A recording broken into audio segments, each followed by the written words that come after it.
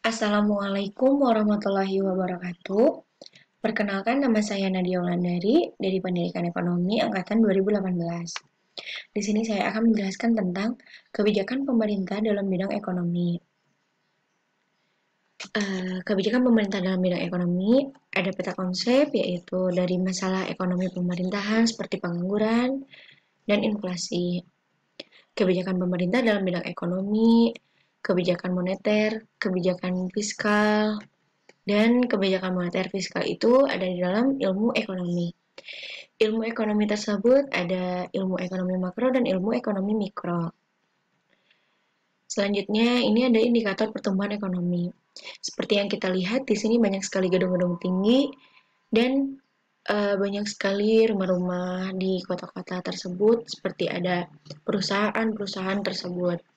Di sini salah satu indikator pertumbuhan ekonomi itu adanya pembangunan sarana prasarana umum oleh pemerintah.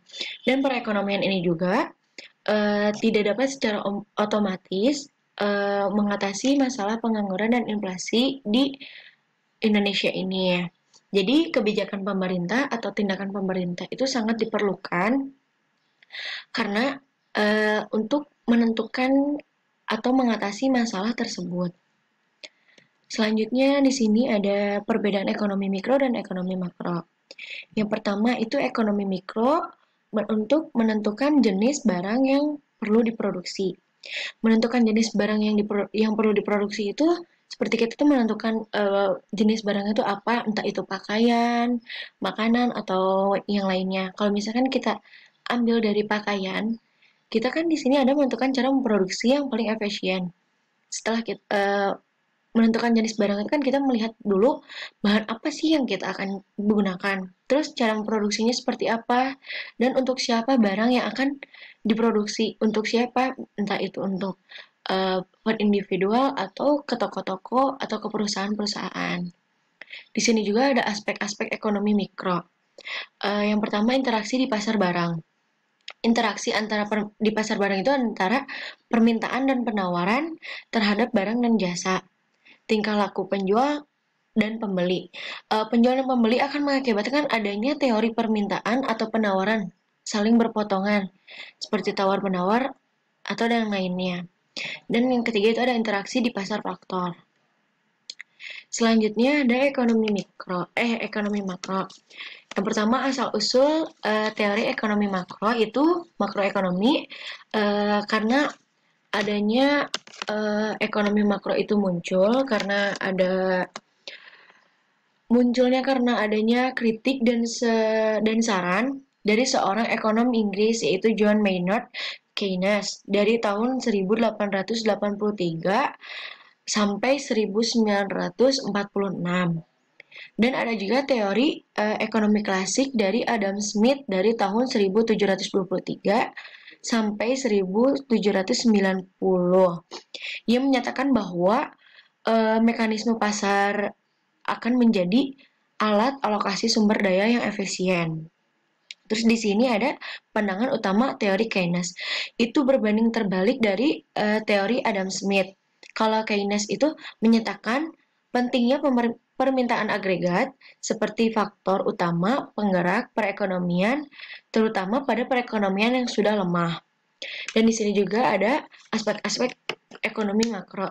Yang pertama penentuan kegiatan ekonomi, masalah pengangguran dan inflasi, peranan kebijakan pemerintah.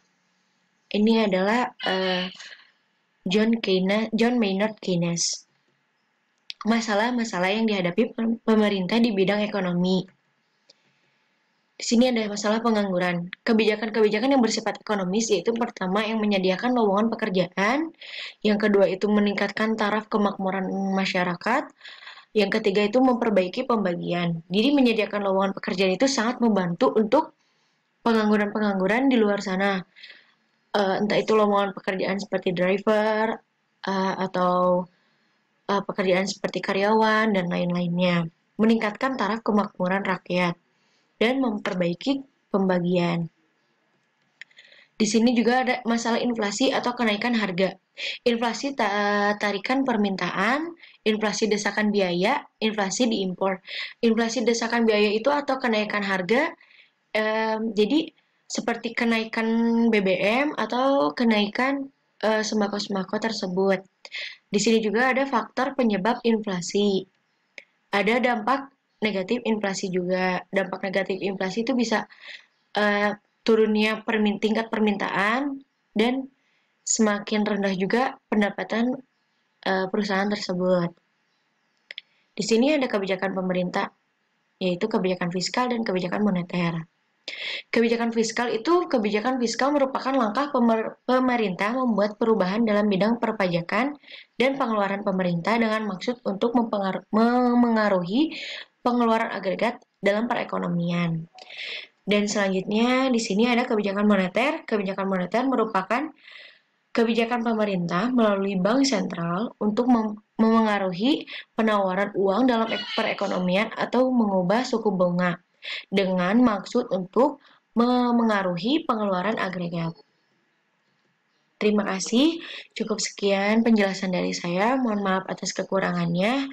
Wabillahi taufiq wal hidayah. Wassalamualaikum warahmatullahi wabarakatuh.